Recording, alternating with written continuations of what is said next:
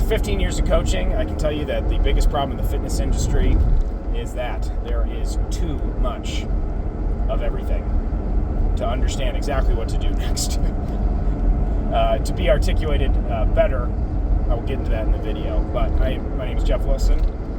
This is my Drive to the Gym Coffee Talks, episode 3 in my new series. I'm posting several times a week, just this type of video, as well as many other things. Check out my channel. I'm going to be talking a lot about health, wellness, strength, mindset, run performance, many different things that after 15 years, I can confidently say I'm an expert in the majority of these things. And with that said, one of the biggest problems I see is there's so many membership-based models that this is one part of, I guess, a fork in the road. There's so many membership-based models that are just expensive enough, and I understand, like, I'm a personal trainer. I need to charge what I'm worth, and sometimes during different periods, 2020 and beyond, things have changed quite a bit. There's still a big need for all these things. There's still a big need for membership models, CrossFit gyms, Orange Theory, and this, that, and the other, but people get stuck in the same type of training. And that's the biggest thing I want to talk about, because people want to try different things and go to yoga, and it's okay to drop in. It's not like this is an impossible, movable force. However, when you're constantly going to the same type of exercise, and if coming from a distance runner, I can confidently say I've watched too many people, and I'm not talking about somebody that's in high school on a track team, who's literally, this is what you're trying to do, is become the best miler in the state or something, or whatever. You might be in college, you might be in a specific sport, and this might resonate with you. What I'm trying to get at is simply that, Jesus, sorry, driving today has been a little bit bonkers.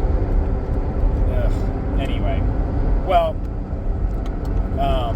as much as that's fine, you're going for a performance, you might be thinking, well, yeah, Jeff, I want to run my fastest 5K, but then people will go to several different types of strength training and pretend that that's strength, when all they're doing is more muscular endurance, because they're going to a HIIT style class. And when you're going to a HIIT style class, you're not strength building in the majority of cases unless you're a complete beginner. And more importantly, you're overlapping a lot of this cardiovascular, metabolic, very difficult metabolic work that you're already supposed to be doing when you're running once, one or two of your workouts in the week. You don't need to be adding 2 more of those types of workouts, and also a barbell above your head on top of that if you're going to a CrossFit class. No offense to anybody. Yeah, it's just too much of the same type of stuff without any structure. So you could really take this video and be like, there's just too much information, which I kind of alluded to earlier. So there's too many things that people pick from, and it's like you're trying to find. Yeah, I'm trying to think of a good metaphor. Whatever, who gives a shit? It's just a metaphor. But I really see it as a big problem, because things are just expensive enough. People have pigeonholed themselves to one membership, and then they kind of want everything from it. They say no to these upticks. Our gyms tried to do nutritional stuff for free, and nobody took advantage of it. Or I would teach a running class. I don't work for my gym, I rent from it. And it's I need to charge to make money, and they can't just pay me money just so it benefits their members, because most gyms are struggling. So I understand a lot of the reasons why this has come to this place. And again, it's not like a movable or an immovable object where you could have this membership and then go to yoga twice a month on your own and pay $25 drop-in fee. And then there's also, of course, you can just go to Yoga with Adriene, has 13 million followers. For obvious reasons, she's good at it.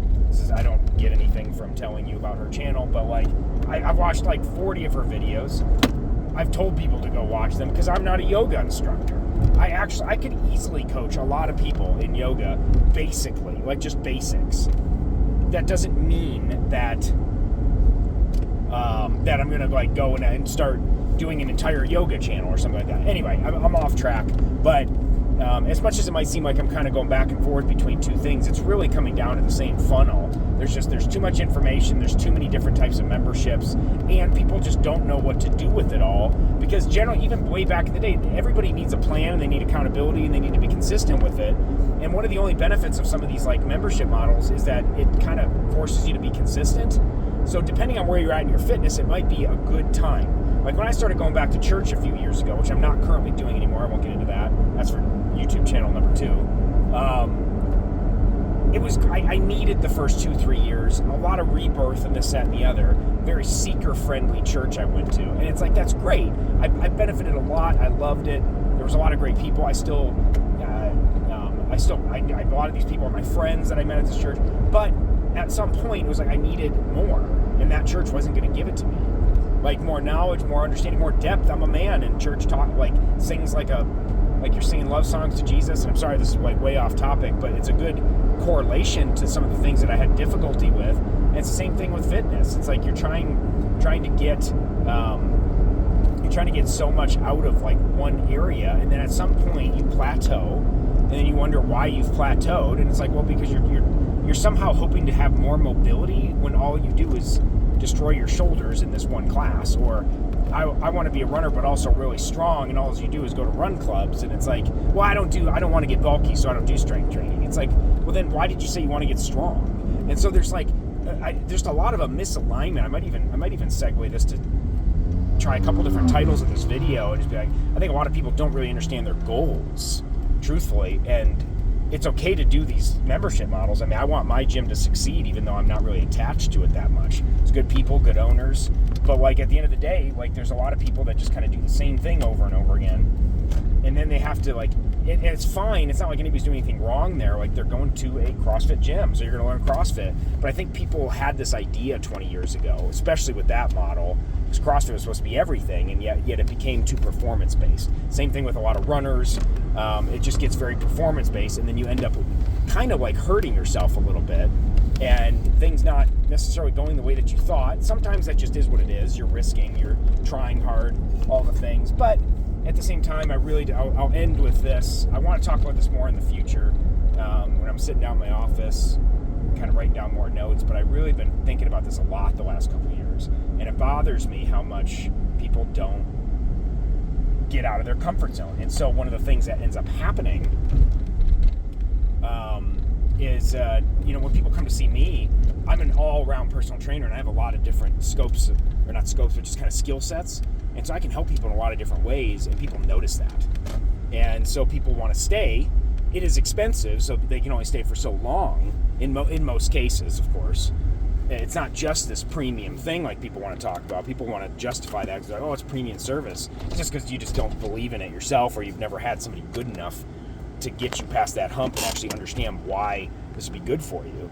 To some degree, I think everybody should see a personal trainer. I'm biased, but a strength coach, in some cases a physical therapist for a while, because now physical therapists are trying to do literally everything under the sun. Bless your hearts, but you don't know everything either. So it's, there's that to at play. Anyway, I'm done. Coffee Talks number 3. A piece of advice for you is just simply branch out. Don't do one thing for the rest of your life and expect to be the most fit person or the best version of yourself. Just keep moving forward. Try new things. See you on the other side.